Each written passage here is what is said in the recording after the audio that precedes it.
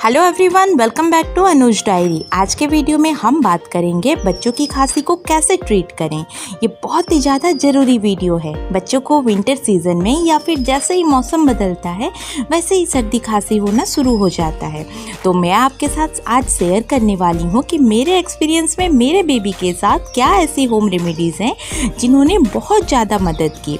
अगर home remedies काम ना आए तो आपको डॉक्टर के पास कब जाना चाहिए। तो आइए दोस्तों वीडियो को स्टार्ट करते हैं। फ्रेंड्स, वीडियो स्टार्ट करने से पहले आप सभी से एक छोटी सी रिक्वेस्ट है, अगर वीडियो पसंद आए तो लाइक बटन जरूर प्रेस करें, ज़्यादा से ज़्यादा शेयर करें और आपने अभी तक अगर हमारे चैनल को सब्सक्राइब नहीं किया है तो प्लीज़ फ्रेंड्स चैनल को ज़रूर सब्सक्राइब कर लीजिए। तो चलिए दोस्तों स्टार्ट करते हैं वीडियो को।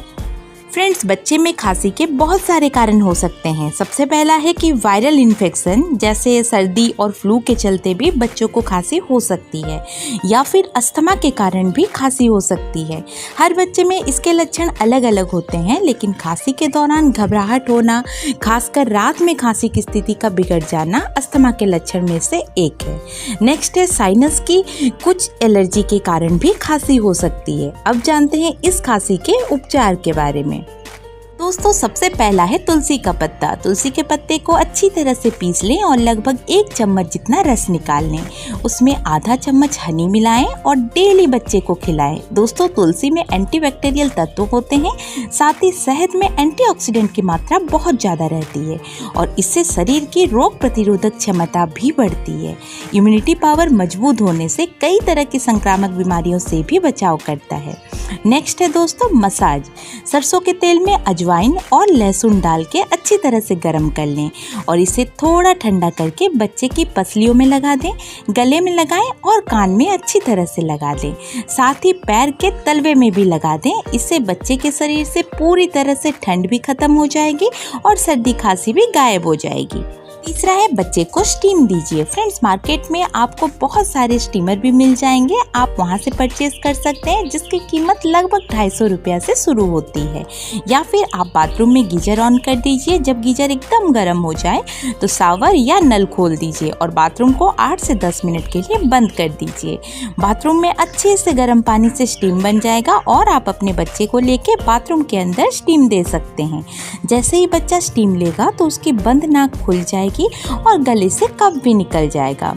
चौथा है बच्चे को जितना ज़्यादा हो सके लिक्विड फूड दें। जितना ज़्यादा हो सकता है सूप पिलाएं, चिकन सूप, वेजिटेबल सूप या फिर पालक सूप बच्चे को पिलाएं और कोशिश करें ये सूप गुनगुना होना चाहिए और बच्चे को ज़्यादा से ज़्यादा गुनगुना पानी पिलाएं।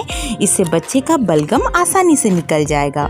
दोस्तों, पांचवा जो सबसे इम्पॉर्टेंट टिप है वो है ब्रेस्ट फीड। आप अपने बच्चे को जल्दी जल्दी ब्रेस्ट फीड करवाइए। इससे बच्चे की रोग प्रतिरोधक क्षमता बढ़ती है, क्योंकि माँ के दूध में काफ़ी एंटीबॉडीज होती है।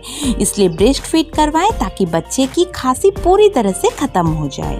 तो फ्रेंड्स, ये थी कुछ इम्पॉर्टेंट टिप्स, होम रेमेडीज, जिसे यूज़ करके आप बच्चे की सर्दी खांसी जुकाम को पूरी तरह से खत्म कर सकते हैं। फिर भी मैं आपसे कहूँगी, अगर आपके बच्चे को ये सारी होम रेमेडीज करने के बाद भी 4-5 दिन से ज़्यादा हो गए हैं लेकिन बच्चे को आराम नहीं मिल रहा है तो तुरंत डॉक्टर को दिखाइए, बिल्कुल भी देरी ना करें।